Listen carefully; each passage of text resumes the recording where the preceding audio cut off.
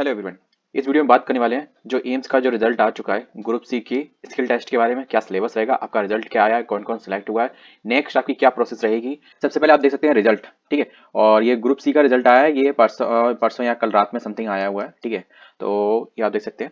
और ये इसके साथ साथ ग्रुप कोड 43, 37, 2 और 35 और 33 इन सब का रिजल्ट आया है। तो हम इस वीडियो में बात करने वाले हैं ग्रुप कोड 3 की, जो कि जिसमें जिसमें की है junior administrative assistant, LDC, UDC, senior administrative assistant की, ठीक है। तो यहाँ पे आप पहले आप देख सकते हैं ये सारे कैंडिडेट हैं जो स्किल टेस्ट के लिए क्वालिफाइड भी हैं और नॉट क्वालिफाइड भी हैं। मतलब ये यहाँ पे क्वालिफाइड है based upon the performance of CVT, ठीक है। Subsequent stages applicable on the pattern, ठीक है। The detail registration following the roll number wise list provisionally qualified candidate called for the exercise the choice and it also to reference the online seat allocation, ठीक है। तो ये सारे CBT में qualified candidate की list है, ठीक है। तो लेकिन यहाँ पे जो ये है कि स्किल टेस्ट क्वालिफाइड का, तो यहाँ पे ये इन सब पे नो नो, किसी पे नो लिखा हुआ है, किसी पे यस लिखा हुआ है, ठीक है। जैसे कि आप ये देख सकते हैं, ये स्किल टेस्ट के लिए क्वालिफाइड है, ठीक है। और ये सब नॉट क्वालिफाइड है, qualified, not qualified, qualified, not qualified. तो ये कुछ इस हिसाब से आप अपना रिजल्ट देख सकते हैं। ये जो लिस्ट है ये रोल नंबर के सीक्वेंस के अकॉर्डिंग है, इसमें कोई ऐसा नहीं है कि फर्स्ट जो बंदा है तो इसकी रैंक फर्स्ट है या फिर वगैरह वगैरह एक्स वाई जेड, ठीक है। नेक्स्ट देख लेते हैं कि इसमें नीचे डिक्लेरेशन आपके लिए क्या दी गई है। यहाँ पे एक चीज यहाँ पे साइड में दी गई कि skill test qualified and not. तो यहाँ पे चलते हैं सबसे पहले नीचे, देखते हैं लास्ट में इनका क्या दिया गया है डिक्लेरेशन आपके रिगार्डिंग, ठीक है। तो चलो हम पहुंच गए यहाँ पे, लगभग इतने टोटल कैंडिडेट थे। तो who have qualified in skill test will be treated as provisionally and eligible for the all post, ठीक है। And candidate not qualified in skill test will not be considered for the post where the skill test is prescribed. However, it is important to note that this is the only provisional eligibility candidate is subject to the fulfillment in the eligibility criteria and verification. कहने की बात मिली है कि अब आपका जो DV का scene है इसमें दो तरीके के कैंडिडेट हैं, एक जो स्किल टेस्ट के लिए क्वालिफाइड है और दूसरे जो नहीं क्वालिफाइड है। तो इसमें सीन ये है कि इसमें जो कुछ पोस्ट होती हैं जो कि जैसे कि असिस्टेंट की पोस्ट हुई, ठीक है, तो उसमें स्किल टेस्ट की इंपॉर्टेंस ही नहीं है। तो जो स्किल टेस्ट के लिए नॉट क्वालिफाइड है ये उनके लिए एलिजिबल है, और जो क्वालिफाइड है तो ये उन पोस्टों के लिए एलिजिबल है जिसमें स्किल टेस्ट मैंडेटरी है,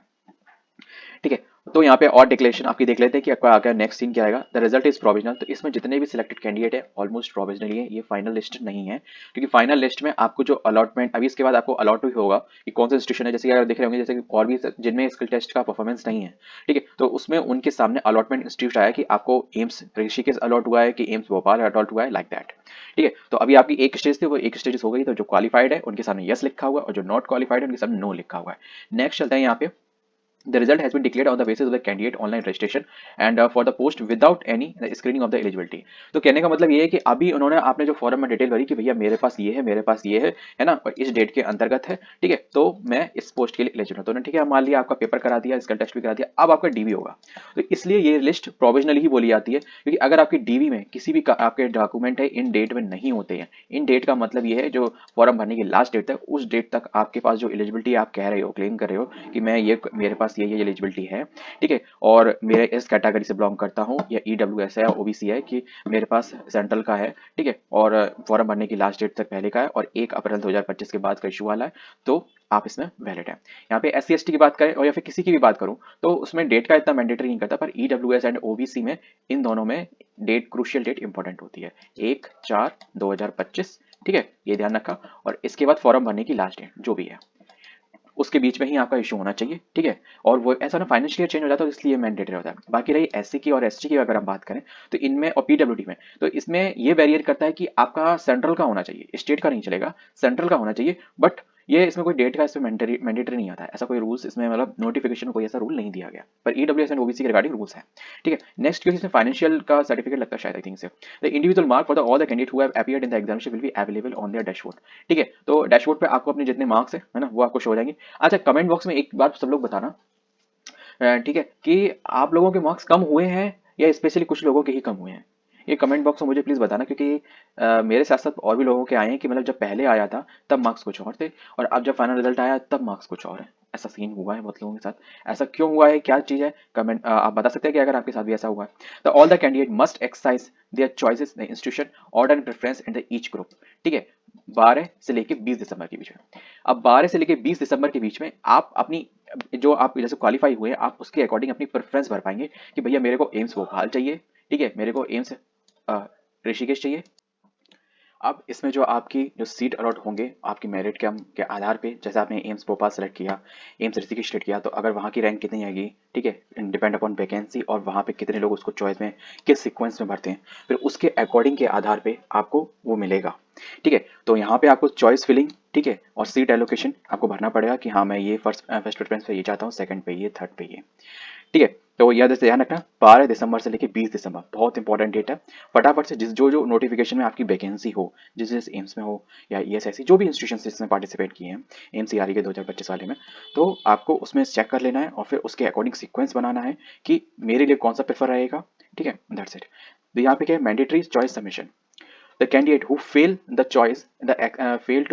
to exercise their choice within the specified timeline will be candidature automatically cancelled without any further notice। कहने का मतलब अगर आप ये नोटिस नहीं, ये आपको चॉइस अगर फिलिंग नहीं करते हो तो आपका कैंडिडेचर वहां पे भी कैंसिल हो जाएगा। ठीक है, दूसरी बात ये the candidate who forfeit all the claims regarding their applied post, no allocation rights will be available at any stages। कहने का मतलब ये आप ऐसा नहीं है कि जैसे कि उसके बाद भी अपने भर सकते होगे कि एक टाइम लाइनिंग है आपके लिए। ठीक है, कोई एलोकेशन राइट नहीं है कि आपको अगर एक आपने एक नंबर पे ये भर दिया है तो आपको ये मिल ही जाए। ठीक है, तो ये आप मान के चले क्योंकि ऐसा है, फॉर एग्जांपल मैं यही मानता हूँ जैसे कि एम्स दिल्ली है। ठीक है, अगर मैं ये मान के चलता हूँ अभी अगर पॉल्यूशन के कारण अगर कुछ लोग डिनाई कर सकते हैं, पर 90% ये है कि एम्स दिल्ली आदमी फर्स्ट चॉइस में डालता है अगर उसकी वहां पोस्ट है तो। ठीक है, और अगर नियर अबाउट भी है गुड़गांव नोएडा गाजियाबाद अगर वो रह रहा है तो वो ऑब्वियसली बात है वो एम्स दिल्ली ही डालेगा क्योंकि वो उसके नियर अबाउट है और 15 से 20 मिनट की दूरी पे आराम से मिल जाएगा उसको। ठीक है, लेकिन ये है कि यहाँ की रैंक कितनी आती है। अगर सोचो किसी के 100 नंबर है, अगर 400 का पेपर हुआ था, किसी के 300 नंबर वाला बंदा यहाँ फर्स्ट प्रेफरेंस दे रहा है, कोई 200 वाला दे रहा है, कोई 275 वाला दे रहा है। ठीक है, और आप हो 150 वाले। ठीक है, ये मान के चलता हूँ आपके 150 नंबर है। ठीक, तो फिर क्या होगा, पहले इसको मिलेगा फिर इसको मिलेगा फिर सॉरी फिर इसको मिलेगा फिर आपका नंबर आएगा। तो अगर आप ये सोचें आपने फर्स्ट में ये डाल दिया है और इस बंदे ने इसको सेकंड में डाला था और कहीं और की रैंक इससे ज्यादा मिलेगी तो इसको पहले प्रेफरेंस मिलेगा तब भी। ठीक है, और आपने कहीं और डाला था उसके अकॉर्डिंग भी आपकी ज्यादा होगी, आपकी उसके अकॉर्डिंग जैसे फॉर एग्जांपल आपने एम्स भोपाल की डाला और आपके से जैसे कि 170 चली गई। ठीक है, तो ऑब्वियसली बात है आपको फर्स्ट प्रेफरेंस नहीं मिलेगी। ठीक है, तो आपको फिर उसके अकॉर्डिंग जो प्रेफरेंस मिलेगी। ठीक है, आपके सेकंड और इसकी भी सेकंड नंबर पे अगर वो बंदा आ गया है। ठीक है, इसको भी इसने भी अगर कहीं डाला था, मान लेते एम्स जम्मू डाला था, वहां की 300 प्लस चली गई, तो भैया इसने दूसरे प्रेफरेंस पे डाला था एम्स दिल्ली, तुमने भी डाला था एम्स दिल्ली। ठीक है, तो इसे पहले मिलेगा, तुम्हें नहीं मिलेगा, या फिर तुम्हें बाद में मिलेगा, या फिर जो अगला एम्स के जो सीक्वेंस है तुम्हारा उसके अकॉर्डिंग मिलेगा। तो ये सीन इसमें चलता है। थोड़ा सा लिटिल बिट कंफ्यूजन हो सकता है आपको, मैं ये भी मान सकता हूँ क्योंकि मैंने भी जब आ रहा था तो मुझे बड़ा सा अजीब सा लग रहा था। मतलब ये मेरा तो सीन, ये मेरे को ये चीज समझ में आती है, ये चीज भी थोड़ा सा आपको कहीं ना कहीं आप एलिजिबल हो के भी आपको एलिजिबल बताती है। मतलब आप उस पोस्ट के लिए वैध हो पर फिर भी आप इस सीक्वेंस के आधार पे कहीं ना कहीं अवैध हो जाते हो। क्योंकि भाई देखो आप पता नहीं है यार, फॉर एग्जांपल हो सकता है एम्स गोरखपुर की 275 चली जाए कट ऑफ। ठीक है, और एम्स दिल्ली की जाए नहीं 250। अब आपने डाला एम्स फर्स्ट प्रेफरेंस ये, ठीक है, सेकंड पे ये, और पता चले कि चलो आपका यहाँ पे मिला नहीं और यहाँ पे आप पहुंच नहीं पाए। समझे, मतलब पहुंचने का मतलब ये है आपने एम्स दिल्ली का, भैया एम्स दिल्ली की तो यार ज्यादा ही जाएगी, तो एक काम करते हैं इसको इतने नंबर पे डालते हैं या फिर इसकी जगह कोई और सेलेक्ट कर लेते हैं, और आपने यहाँ का भरा भी नहीं। फॉर एग्जाम्पल मान के चलते हैं इसको लास्ट में भरा और लास्ट तक जब तक आपका नंबर आया सिक्वेंस के अकॉर्डिंग। ठीक है, क्योंकि आपका जैसे एम्स एम्स दिल्ली माने, एम्स भोपाल माने, एम्स ऋषिकेश माने, ठीक है, और एम्स बिलासपुर माने। ठीक है, तो अगर इस सीक्वेंस में आप पहुंचते हो, ठीक है, और आप उस तक पहुंचते पहुंचते अगर सीटें खाली हो जाती हैं, ठीक है, आपने यहाँ हुआ नहीं हो पाया नंबर कम, यहाँ पहुंचे सीट खाली हो गई, तब तक पता चले यहाँ पे भी सीट खाली हो गई क्योंकि ज्यादा नंबर वाले अगर यहाँ थे या फिर वो लोगों ने उनकी इनके उनके ये एम्स जैसे कि पहले नंबर पे चॉइस था तो इनको मिल गया, सीट ही नहीं बची। तो ये चीज होता है इसमें, कभी कभी ये भी होता है कि कम नंबर वाले बंदे को सीट मिल जाती है और ज्यादा नंबर वाले को नहीं मिलती है। तो चॉइस जो फिलिंग है थोड़ा सोच समझ के करना, और फिर देखो ये बात तो है कि कहीं ना कहीं लक काम करता है, फिर बाकी तो जो कुछ बैकग्राउंड में होता है बाकी तो हम सब जानते ही हैं, है ना, इसके बारे में तो कुछ और कह भी नहीं सकते। मुझे तो ये लगता है सीधी सी सीधी, भले पेपर ये उन्होंने एक मत कराया, लेकिन इसका अगर आप लोगों को क्या लगता है, मुझे ये लगता है कि ऐसा होना चाहिए। फॉर एग्जाम्पल हमने टोटल 100 वैकेंसी हुई जूनियर रिकॉर्ड असिस्टेंट की। ठीक है, हमने क्या किया, पूरी हमने डिवीजन कर दी, है ना, और बना दी भैया देखो जो भी कैटेगरी के अकॉर्डिंग बटा वो चीज अलग है ना। अब यहाँ पे हम लोगों को 100 वैकेंसी मिली, ठीक, श्योर शॉट है ना। अब अगर जैसे कि फॉर एग्जाम्पल जनरल में किसी के 49 है, ठीक है, मतलब 49 रैंक पे आ रहा है वो बंदा, रैंक मानते हैं, ठीक है, इतने नंबर आ रहे हैं कि 49 रैंक पे आ रहा है या 50 रैंक पे आ रहा है। ठीक है, तो वो कहेगा ना कि हाँ भैया मेरा तो हो जाएगा सिलेक्शन। ठीक है, और उसका अब एक बताओ, अगर आपको एम्स दिल्ली की जगह एम्स भोपाल मिल जाए तो यार नहीं जाओगे क्या, है ना। या एम्स गाजियाबाद मिल जाए, सॉरी गाजियाबाद नहीं है, सॉरी क्या है, गोरखपुर, गोरखपुर मिल जाए, ठीक है, तो क्या आप नहीं जाओगे क्या? हम कह रहे ये छोड़ो, एम्स ऋषिकेश मिल जाए तो नहीं जाओगे क्या? हम एक बात को मान सकते हैं कि एम्स जम्मू में जाने के लिए लगभग कुछ कैंडिडेट का उनका प्रोसेस भी थोड़ा डिले रहता है, क्योंकि पिछली बार जो पिछले से पिछली बार हुआ था, तो एम्स जोधपुर का जो ना, एम्स जयपुर का वहां का रह गया था डीवी, और जम्मू वाला रह गया था, ये इनके डीवी बहुत लेट हुए थे, ठीक है, मतलब औरों के डीवी के मतलब डीवी होने के बाद भी रिजल्ट भी आ गए, ज्वाइनिंग भी हो गई थी, ठीक है, उसके भी लगभग 15-20 दिन महीने भर बाद तब इनके डीवी स्टार्ट हुए थे, और बहुत लोगों मतलब एम्स दिल्ली के उधर मेल किया गया, कॉल की गई, बहुत सारी क्वेरी की गई, तब जाके वो प्रोसेस वहाँ स्टार्ट हुई। वो ये कह रहे थे अभी हमारे पास जगह नहीं है, हम आपको रखेंगे कहाँ, ठीक है, तो बच्चे कह रहे थे सर आप हमारा डीवी तो कर लो, कम से कम हमें ये तो हो कि हाँ अगर जगह जैसी ही, क्योंकि जगह क्यों नहीं है, जब आपने क्लेम किया कि हमारे पास 10 जगह खाली हैं, ठीक है, तो रिक्रूटमेंट अगर 2 महीने में भी होता है, 2 महीने में रिक्रूटमेंट होते ना, आपकी जगह कहाँ चली गई, ठीक है, या तो आप संविदा पे कॉन्ट्रैक्ट बेसिस से भर्ती कर लेते हो, तो वजह होती है जगह खाली है नहीं है रहने की, और दूसरा ये है कि प्रमोशन, ठीक है, और इनिशियल बेसिस पे जहाँ पे इन सब की जो पोस्टिंग होती है सब इनिशियल बेसिस पे होती है, सीनियर की तो कुछ ही पोस्ट रहती है, सीनियर नर्सिंग अटेंडेंट हुआ या कुछ और हुई, मैं मान के चलता हूँ, ठीक है, कुछ ही सीनियर पोस्ट होती है, तो अब ऐसा तो नहीं हो सकता कि मतलब जो इनिशियल वे पे भैया कोई प्रमोशन होके आ गया होगा, ऐसा तो नहीं हुआ होगा ना, कि मोस्टली चांस यही होते हैं कि इनमें जो ठेका भर्ती और जो कॉन्ट्रैक्ट भर्ती होती है ना, उनके थ्रू ये लोग वहीं के लोकल कैंडिडेट या फिर इनिशियल जो भी उनके होते हैं है ना कनेक्शन में, उन कैंडिडेट को हायर कर लेते हैं, तो इसकी वजह से आपकी कहीं ना कहीं वहां पे वैकेंसी डिसॉल्व हो जाती है, और फिर आप एलिजिबल होके भी उस जॉब को नहीं पा पाते हो, तो प्लीज ध्यान रखना इन चीजों को, होना ये चाहिए, ठीक है, तो मुझे तो ये लगता है सीधा सीधा ओवरऑल बने, ठीक है, और टोटल कैंडिडेट हो, और फिर जिसको जहां मिले, मतलब जिसको फिर उसके अकॉर्डिंग अलॉट कर दो कि भैया आपको ये वाला एम्स मिला, आपको ये वाला एम्स मिला, ये वाला एम्स मिला, ये वाला एम्स मिला, तो सबकी एक कट ऑफ बन जाए, फिर उसके अकॉर्डिंग चले जाए सब, ठीक है, तो वो अच्छा लगता है। अब इसमें आप एलिजिबल होके भी इनएलिजिबल हो जाते हो, क्योंकि मैं ऐसे बहुत से कैंडिडेट को जानता हूँ, ठीक है, बहुत से तो नहीं है, वो 4-5 ही हैं, है ना, कि जो फार्मेसी फील्ड गए थे ना, वो बंदा काम कर रहा है, उसने अच्छा नंबर भी ग्रैब किया, और उसका एक जूनियर था, फिर उसको कॉल आया कि सर कॉन्ग्रेचुलेशन सर मेरा ऐसे ऐसे हो गया, है ना, तब उसने कहा कि भाई अच्छा तेरे नंबर कितने थे, कि उसने नंबर कौन से एजेंस में डाला, कि ये, कि अच्छा तूने प्रेफरेंस कैसे सेट करी थी, देखिए ये वाला पहले, ये वाला पहले, तो अब वही है, उसने प्रेफरेंस कम नंबर की पहले सेलेक्ट कर दी, उसने पहला एम सेलेक्ट कर लिया, तो उसको पहले मिल गया, अब वो जब तक पढ़ा तब तक सीट ही नहीं खाली बची, तो ये कहना थोड़ा सा नेक सोच समझ के करना, और फिर कुछ चीजें तो लक पे होती हैं, बाकी भगवान पे छोड़ देना। If the candidate is called for the choice for submission but does not submit any choice, they will be excluded from and further recruitment stage. चलिए ठीक है यार, कोई भी बात ऑलमोस्ट यही है कि अगर आप चॉइस फिलिंग नहीं करते हो तो आपका कैंडिडेट कैंसिल हो जाएगा, दैट्स इट, ठीक है। अब यहाँ पे जो मैंने राम कथा आपको बड़ी डिटेल में एग्जाम्पल के साथ सुनाई, ठीक है, वो यहाँ पे लिखी हुई है 3 लाइनों में, ठीक है, थोड़ी डिफिकल्ट है लेकिन आपको सब समझ में आ जाए। If a candidate submitted the choice for any someone in evaluation institutes but not for all, they will नहीं, ये वो बात नहीं है, they will be considered only for the post for the institute they have selected and not for the ones they omitted even the seats are available। इस line का मतलब ये है, फॉर एग्जांपल मान के चलते हैं आपने 10 एम्स है,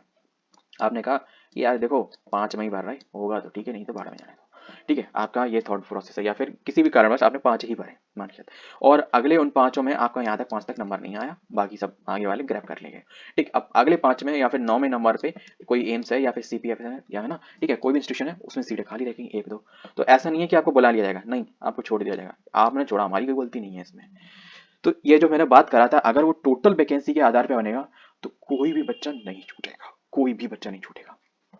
पर ऐसा होता क्या है भाई, पता नहीं इसमें कौन सा, किसने ये थॉट प्रोसेस लगाई है कि इस तरीके से सिलेक्शन लेना चाहिए, मुझे तो यही नहीं समझ में आ रहा इसमें क्या होता है, बच्चे ही जानते हैं। वो कहना है ना, वो एक लाइन है बहुत अच्छी, कोई ना जाने पीर पर आई वाला सीन है, तो वो सीन है।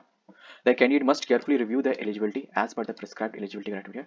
द एप्लीकेबल फॉर पीडब्ल्यूडी, ये पीडब्ल्यूडी के लिए प्लीज इंस्ट्रक्शन सुन लीजिए, जो भी कैंडिडेट पीडब्ल्यूडी के लिए क्लेम कर रहा है, ठीक है, for the post of the institute before the exercising their choice, if the candidate is found the ineligible at any stage due to the age qualification experience category certification और any other condition, there the candidature will be cancelled even if they are to be allotted a seat. In such the cases, there the selection will be treated as a void an issue,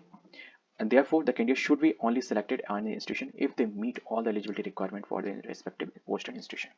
shortcut में बात ये है, यहाँ पे ये बोला गया जैसे फॉर एग्जांपल आपने पीडब्ल्यूडी ग्रैब किया है कि मेरे पास पीडब्ल्यूडी का सर्टिफिकेट है, और जैसे कि उस पोस्ट की जो मेडिकल परफॉर्मेंस है, ठीक है, क्योंकि मेडिकल होगा तो मेडिकल प्रेफरेंस है वो आपकी पीडब्ल्यूडी की जो सिचुएशन है उसके अकॉर्डिंग मैच नहीं कर रही है, ठीक है, मतलब उनको ये डिसेबिलिटी वाला कैंडिडेट नहीं चाहिए, ठीक है,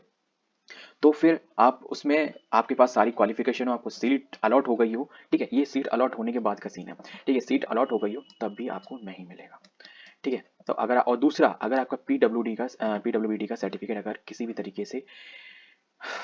फेक है, ठीक है, किसी भी एस्पेक्ट से, क्योंकि एक बात मान के चलो मेडिकल इंस्टीट्यूशन है तो आपका मेडिकल कहीं बाहर नहीं होगा, वहीं जहां आप डीवी कराने आओगे वहीं एम्स वहीं कराएगा, ठीक है। तो इस चीज़ के लिए थोड़ा सा फोकस्ड रहना, ठीक है। और कुछ इंस्ट्रक्शन है आपके लिए? नहीं, और बाकी तो ना बताइए कि है कि सारे राइट मेरे पास है, दैट्स इट। तो यही आपके जो ग्रुप कोड 3 के एक सब्सक्राइबर थे, उन्होंने कहा था कि सर ग्रुप कोड 3 का रिजल्ट और क्या आगे उसमें नेक्स्ट प्रोसेस होगी उसके बारे में बताओ।